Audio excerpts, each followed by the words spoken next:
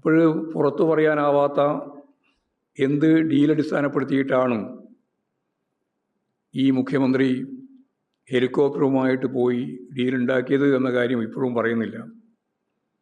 അദ്ദേഹത്തിൻ്റെ ടൂർ പരിപാടിയിൽ ഇങ്ങനെയൊന്നും ഉണ്ടായിരുന്നില്ല എന്ന് മാധ്യമങ്ങൾ തന്നെ പുറത്ത് വാർത്തയായിട്ട് കൊണ്ടുവരികയും ചെയ്തിട്ടുണ്ട്. ഔദ്യോഗിക വാഹനങ്ങളുടെ റൂട്ട് പരിശോധിച്ചാലും അത്തരത്തിലുള്ള ഒരു VIP-യെയും ഒരു നിക്ഷേപകനെയും പരാമർശിക്കുന്നൊന്നും തന്നെ അതിലുമില്ല. നേരത്തെ ആര്യാടൻ മുഹമ്മദിൻ്റെ ബന്ധുവിനെ കാണാൻ എന്ന് പറഞ്ഞാണ് അദാനിയെയും BJP നേതാക്കളെയും കാണാൻ വേണ്ടി ശ്രമിച്ചിട്ടുള്ള അതിൽ ചാർട്ടേഡ് വിമാനം തന്നെയാണ് പോയിട്ടുള്ളത് എന്ന് വ്യക്തമാക്കപ്പെട്ടിട്ടുണ്ട്. അന്ന് ചാർട്ടേഡ് വിമാനമായിരുന്നെങ്കിൽ ഇന്ന് ഹെലികോപ്റ്ററാണെന്നുള്ള വ്യത്യാസം മാത്രമേ ഉള്ളൂ. കഴിഞ്ഞ സർക്കാരിൻ്റെ കാലത്ത് ഹെലികോപ്റ്റർ വാടകയ്ക്കെടുത്തപ്പോൾ ഇല്ലാ കഥകൾ ഇറക്കിയവരാണ് ഇപ്പോൾ പുതിയ വാദങ്ങളുമായി രംഗത്ത് ഇറങ്ങിയിട്ടുള്ളത്. കഴിഞ്ഞ സർക്കാരിൻ്റെ കാലത്ത് ജനങ്ങളുടെ ദുരിതങ്ങൾക്ക് പരിഹാരം കാണാനാണ് ഹെലികോപ്റ്റർ ഉപയോഗിച്ചത്. അല്ലാതെ ഏതെങ്കിലും സ്വകാര്യ ആവശ്യത്തിന് വേണ്ടി അന്ന് ഹെലികോപ്റ്റർ ഉപയോഗിച്ചിരുന്നേയില്ല. ഇന്ന് സ്വകാര്യ ആവശ്യത്തിന് വേണ്ടിയിട്ടാണ് ഇത് ഉപയോഗിച്ചിട്ടുള്ളത് എന്നുള്ളത് വളരെ ഗൗരവമുള്ള പ്രശ്നമാണ്.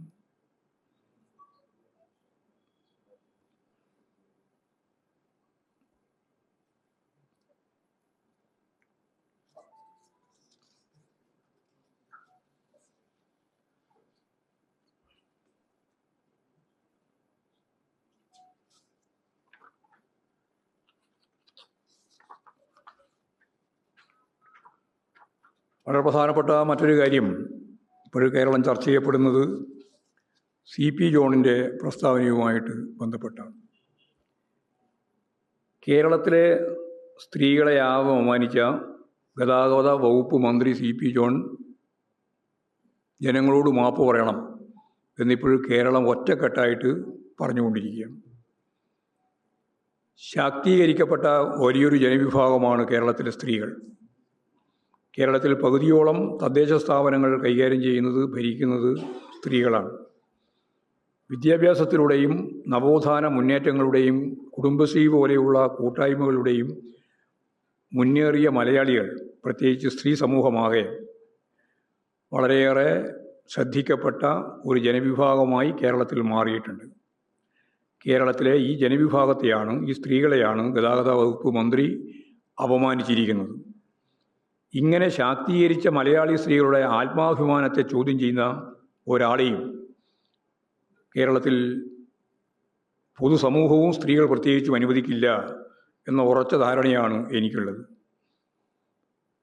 മന്ത്രിയുടെ പുരുഷമേധാവിത്വ ചിന്തയിൽ നിന്നാണ് സ്ത്രീകൾക്ക് എന്തോ ഔദാര്യം നൽകുന്നു എന്ന നിലയിലുള്ള ഈ പരാമർശങ്ങൾ വരുന്നത്.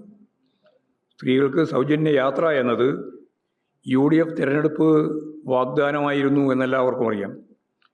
അധികാരത്തിലെത്തിയപ്പോൾ അത് ഓർഡിനറിയിലേക്ക് മാത്രമായി ചുരുക്കി. അതൊരു വഞ്ചനയായിരുന്നു.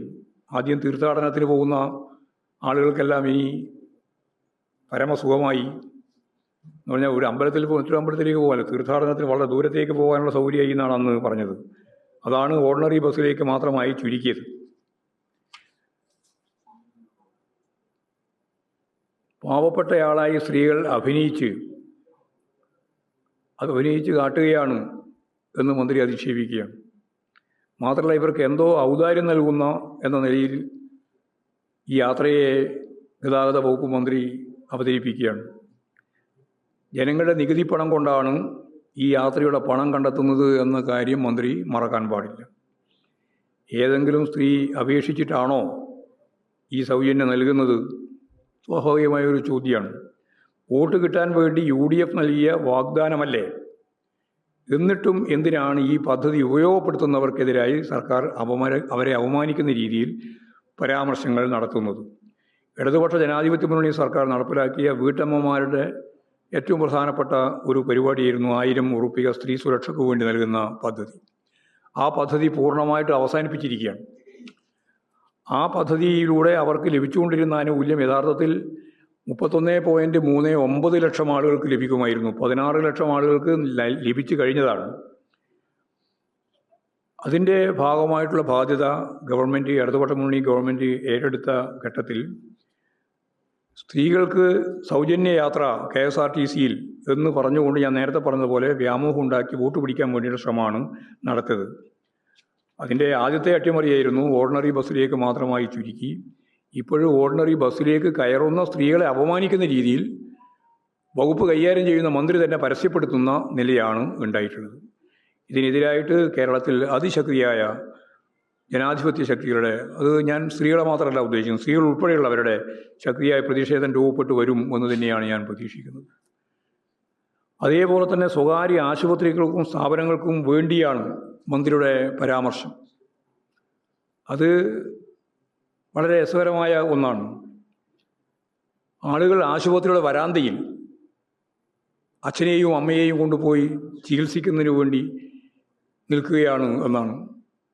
എന്ന് പറഞ്ഞാൽ ഇപ്പോഴും ആശുപത്രിയുടെ വരാന്തയിലാണോ ചികിത്സ നടക്കുന്നത്? എല്ലാം ഒരുതരം അപമാനം സൃഷ്ടിക്കുന്ന നിലയാണ് ഉണ്ടാക്കുന്നത്. അപ്പോൾ അത് സ്വകാര്യ ആശുപത്രികൾക്ക് വേണ്ടി ഉള്ള ഒരു പ്രസ്താവനയായിട്ട് മാത്രമേ അതിനെ കാണാൻ സാധിക്കുള്ളൂ. സ്ത്രീകളുടെ ആത്മാഭിമാനത്തെ ചോദ്യം ചെയ്യുന്ന തരത്തിലുള്ള നിലപാടുകളാണ് യഥാർത്ഥത്തിൽ ഉണ്ടായിക്കൊണ്ടിരിക്കുന്നത്.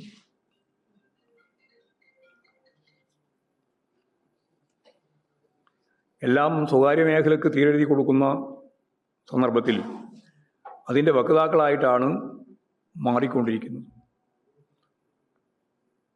വളരെ പ്രധാനപ്പെട്ട മറ്റൊരു കാര്യം, PM ശ്രീ പദ്ധതിയിൽ മാറ്റമില്ല എന്ന മുഖ്യമന്ത്രിയുടെ പരാമർശം എന്താണ് വ്യക്തമാക്കുന്നത്? അത് നേരത്തെ തന്നെ ഉണ്ടാക്കിയ ഡീലിൻ്റെ ഭാഗമാണ് എന്ന് തന്നെയാണ്. രാജ്യസഭയിൽ ലീഗ് MP ചോദ്യത്തിന് കേന്ദ്ര സർക്കാർ നൽകിയ മറുപടിയിൽ കരാറിൽ നിന്നും പിന്മാറാം എന്ന് വ്യക്തമാക്കിയിരുന്നു എന്നത് നമ്മളെല്ലാം വായിച്ചതാണ്, കണ്ടതാണ്. അത് പകൽ വെളിച്ചം പോലെ മുഴുവൻ ആൾക്കും മനസ്സിലാക്കാൻ കഴിഞ്ഞതിന് ശേഷം തെറ്റായ ന്യായങ്ങൾ പറഞ്ഞ് പദ്ധതിയുമായി മുന്നോട്ടേക്ക് പോകാനാണ് മുഖ്യമന്ത്രി ശ്രമിക്കുന്നത്.